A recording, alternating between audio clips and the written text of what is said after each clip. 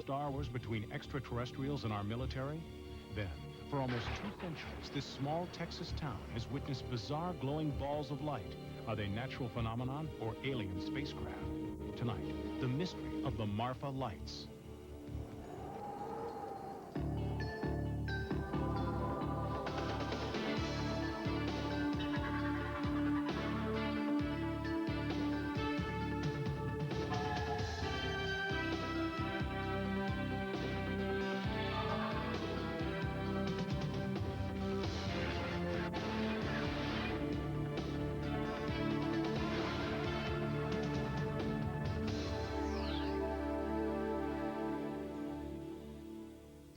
Welcome to Sightings. I'm Tim White.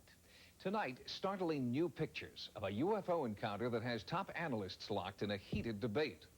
The authenticity of the pictures is above suspicion because they were taken by specialists aboard the Space Shuttle Discovery. For the past year, the United States government has avoided discussing what is potentially the most important 30 seconds of video footage to have emerged from the U.S. space program. The footage looks fairly innocuous, but some believe that something is going on here NASA doesn't want us to know about. On September the 12th, 1991, STS-48 lifted off into space for what NASA officials expected to be a routine shuttle mission. But what Discovery's cameras would capture high above the Earth during that mission would prove to be anything but routine. I heard one or two of the astronauts exclaim over shortwave radio, "What is that? What is that?" NASA says the objects could be space ice, satellites, or debris. Ufologists interpret the footage as either alien spacecraft engaged in armed battle or an armed response to alien spacecraft by SDI, the so-called Star Wars defense system. This particular day, they were flying over the Philippines. You'll see what looks like stars in the sky, and then you'll see these objects off to the right of the screen. Within a couple of minutes, you will see an object come out of the clouds to the north part of your screen, and it's heading to the north-northwest. In about 4 or 5 seconds, you'll see a flash in the lower left-hand corner of the screen, and then you'll see a streak of light go by that object. Just missed it there, and one in the lower right-hand corner of the screen. What's being enacted up there is basically a contact with an alien civilization, and that those particular craft are not from here. The flash that we're seeing is probably a mechanism of Star Wars. Is this finally concrete proof that we're being visited by intelligent light from another planet? Space industry officials answer with an emphatic no. A lot of things we see on the picture from space are things we're used to seeing here in the control center down here in Houston. They're ordinary events that surround the spaceship. Pieces coming off, water dumps, pieces of ice, insulation. Just little pieces 10, maybe 20 feet away from the camera. And as they're flowing across the field of view of the camera, there's a flash of light as one of the maneuvering jets on the shuttle fires under autopilot control. Anything floating out there is like opening your door on a windy day and watching the dust in your house blow out. The burst of gas from the jet pushes these little pieces of debris, and off they go. If that is true, why doesn't the horizon line and the curvature of the Earth's latitude change when that rocket fires in the upper left quadrant or to the west side? And NASA's explanation defies the laws of physics, according to University of Nebraska at Omaha physicist Dr. Jack Kasher. NASA's claim is that these are all pieces of ice, and that this flash down here was an attitude rocket adjuster to adjust the position of the shuttle, so it's going to push it in a certain direction, and the exhaust came up like this. Well, if that happened, then the particles should move up in this direction. Those two pretty well fit that scenario, but I have a real problem with the rest of them because, first of all, this one just starts here and continues on down this way, just straight the whole time. Now, that's the wrong direction for an exhaust in this direction, too. So I really have a lot of trouble seeing how you could make an explanation like that work. Analysis by aerospace propulsion expert David Froning refutes NASA's belief that the objects are conventional spacecraft. Its behavior doesn't look like a normal orbital debris. To make a turn like that in a conventional vehicle would just be impossible. And to do that, you really have to actually warp and twist space. These certainly do appear to be objects that are intelligently controlled. NASA has issued several statements insisting the UFOs are chunks of space ice, but they refuse to comment on two additional sightings that occurred later in the mission. Here, one object is intercepted by a rocket-like projectile. The object continues as more projectiles pass. Later, on the dark side of the Earth, another object comes into view. Soon, a second, faster-moving object nearly collides with the first, then continues out of frame. What if, then, they were extraterrestrial craft? Well, then, there are some very scary things happening here. Was it some kind of a missile that we were firing at them with? And if that's the case, then why did we do that? It implies we're prepared to do that we're almost expecting to encounter these things, and then we're hostile to them. Is our military prepared to launch offensive strikes against incoming UFOs? Government officials won't respond. It's not a question of whether there is a government cover-up about UFOs. There is. It's the most highly classified topic in all the government and military. Has the military secretly developed SDI beyond public knowledge, despite their denials? There have been developments for the Space Defense Initiative of particle beam systems that could have particle beams with the kinds of speeds that we saw going straight up into space. And if that is the case, why are we shooting at them? It implies that we expected to see them and that we were ready to shoot, and then we did shoot, so we consider them hostile. You can look at these kind of lights and these kind of reports of the flying saucers coming around our spaceships. In terms of exploration, this is very traditional. These are our sea serpents. These are our mermaids. 500 years ago, when Columbus's ships went out and the men peered off at the horizon, they could see little things on the horizon. They would misinterpret them or interpret them in different ways or incorrect ways, and come back and tell stories. We're getting into the same sort of phenomena here. Well, first of all, a death ray or a laser beam that's in a Hollywood movie shows up as a flash of light and a crash and a thunder and so forth. That's Hollywood. In reality, these kinds of beams in space are invisible because they have nothing to show up on except a target. So you would not see a beam going across the picture. James Oberg has devoted the last 18 years to aerospace research. Although Oberg insists he is an independent analyst, some ufologists believe he's part of a secret government conspiracy to debunk all UFOs. It's a bit too trite and a bit insulting to the intelligence of the average American to say, you know, it's something to do with space folklore or space debris. Let's not forget that these people are not some kind of UFO organization speaking for 10,000 scientists out there. These are a couple of very far out people who are not even accepted in the UFO movement. Is this merely ice from the space shuttle? Secret weapons testing the military won't disclose? Or is this finally proof that we're not alone in the universe?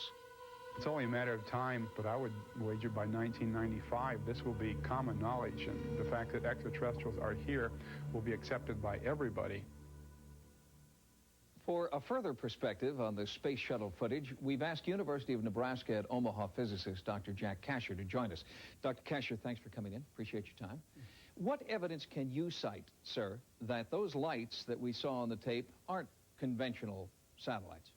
Well, I think the strongest evidence for me is I sat down and I put a transparency in front of the television set, and I tracked 8 of those objects, both before and after the flash. And the main one did cut up sharply to the right, apparently in response, if you would believe the ice theory, of an attitude adjuster rocket down here that would push it up with its exhaust. 2 of the 8 objects did that. 4 just continued, didn't react. 2 went up and to the left, which is the wrong direction. And I've looked at that 50, 100 times. I just can't reconcile that in my own mind. Have you been ostracized at all by the scientific community for holding these particular beliefs? Not really. You'd be surprised at the physicists that have come up after they've heard me speak about UFOs and say they're really surprised that there is evidence that is at least plausible that these things are real. You sort of went out on a limb, Dr. Kasher. You said that by 1995 these kinds of sightings would be commonplace. Why 1995? Do you know something the rest of us don't? Well, I do have some contacts that have given me some information, and I think I base some of it on that. But I think that there is a groundswell of interest in UFOs. People are being more open about the sightings that they have had. And that just builds up. And eventually, what are you going to do when your friends tell you they have actually seen flying saucers hovering above their houses? You, after that happens to you a number of times, you just have to start believing some of it. Dr. Kasher, have you seen a UFO yourself or anything that would lead you to personally believe that they're out there? Well, I haven't seen anything as spectacular, say, as a flying saucer, but I have seen lights in the sky that behave in a strange way that you couldn't explain in terms of normal airplanes. And I do teach astronomy. I know where the constellations are and what meteors are, so I can differentiate between those things. And the objects that I saw were not airplanes, and I'm not really sure what they were. Dr. Jack Kasher, thank you very much. And we will be back with more sightings in just a moment. Coming up next, what are these bizarre glowing balls of light? Some say natural phenomenon, some say alien spacecraft. We investigate the mystery of the Marfa lights. Causes the aurora borealis, those spectacular multicolored curtains of light known as the northern lights. But there is also another lesser-known light phenomenon occurring in the night skies all over the world, and it has continued to defy explanation for almost 2 centuries. Started out very slowly, but very brightly. There was a single bright yellow light. It was brilliant. The closer it got, it changed to a kind of a silvery green orb. It seems to dance or move in a rhythmic way. And then they go up into the sky, and when they're up there, well, they just have a big party up there. They weren't hostile. They were very, very friendly, it seemed. They didn't chase us. They didn't descend on us, and they were soft in color. Yellows, soft greens, blues. I don't think there's any question about it. The lights are there. Marfa, Texas is a small town southwest of El Paso. For the past 150 years, residents, visitors, and scientists have all looked into the night sky and seen dazzling multicolored lights, dubbed the Marfa lights. Reported sightings date from Apache accounts in the early 1800s to the Wall Street Journal in 1984.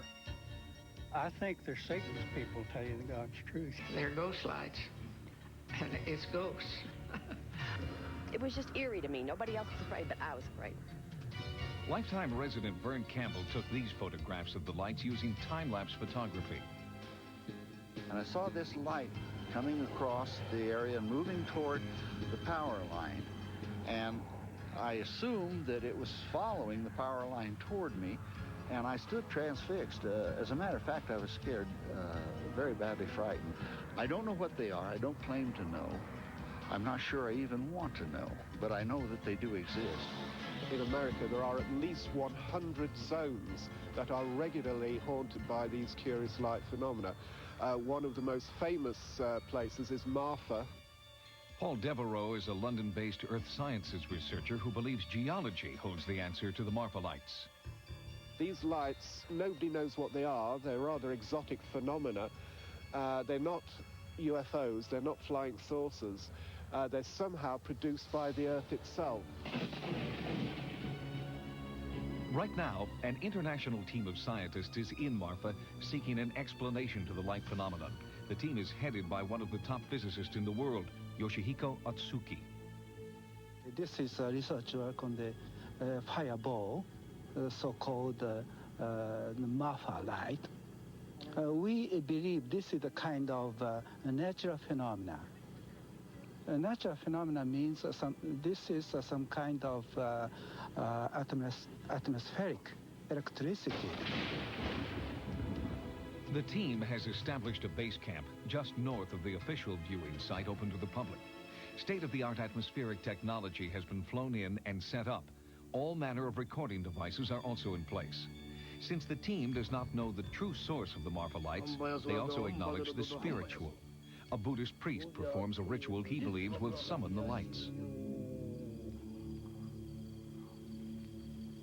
Early in the investigation, the team was frustrated. The lights did not appear.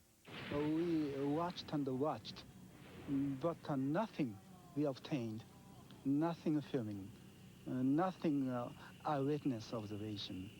So we was very disappointed. Mission specialist Ed Hendricks tried out new detection devices while the team waited. Hendricks' obsession with the Marfa lights began on February 2nd, 1991, when he had his first sighting. I was flabbergasted. I don't think I've ever been the same since. I've been fascinated and almost obsessed by it, trying to figure out what could possibly do something like that.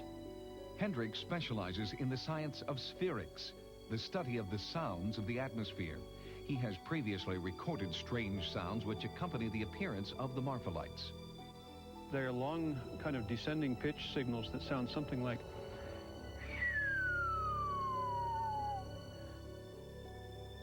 On September 1st, 1992, as Hendricks set up his equipment, the team's first light suddenly appeared on the horizon.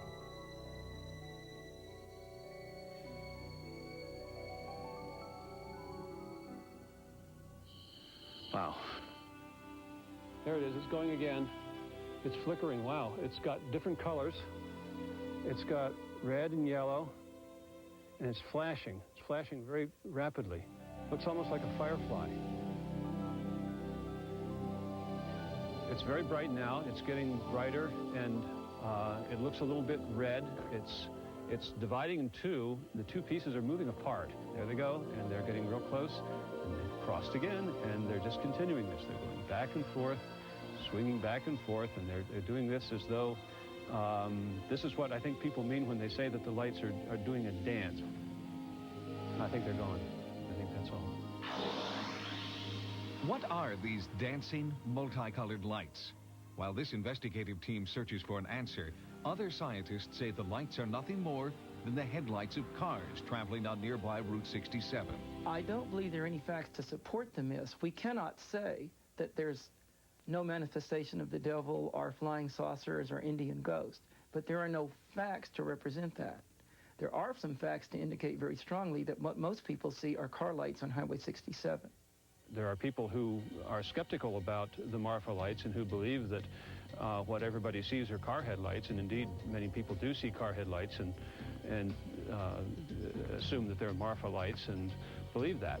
But even the most serious skeptic, the people who attribute all of the phenomenon to car headlights, could not possibly have seen what we saw and conclude that they were looking at car headlights, because cars could not be made to do what we saw those lights do.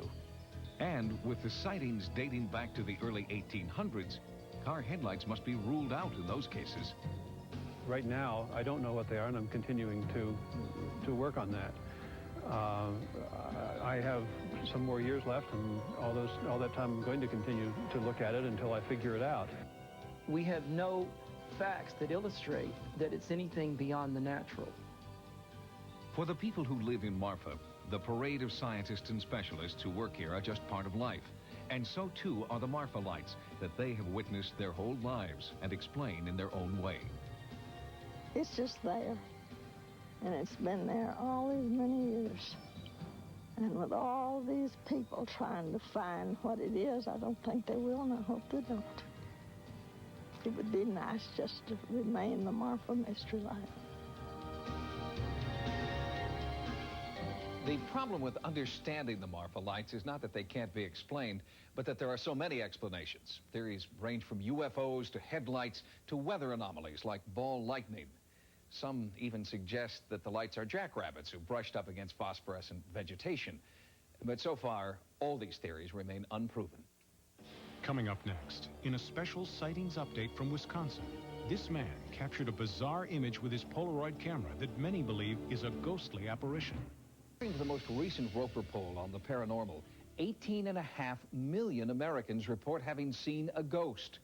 One of those people contacted us with a remarkable photograph that he took near his home in Hayward, Wisconsin.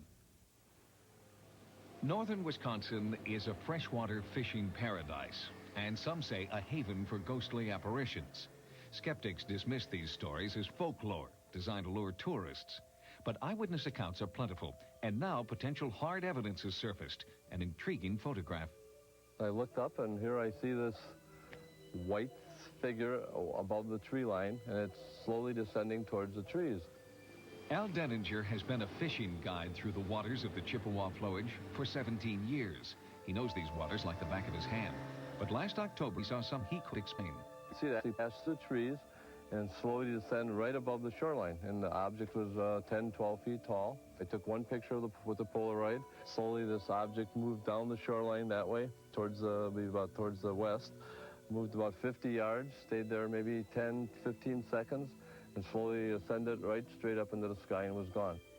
Denninger claims he photographed this apparition of a human form floating above an area locals call Ghost Island. Later, he had his photograph enlarged for better analysis.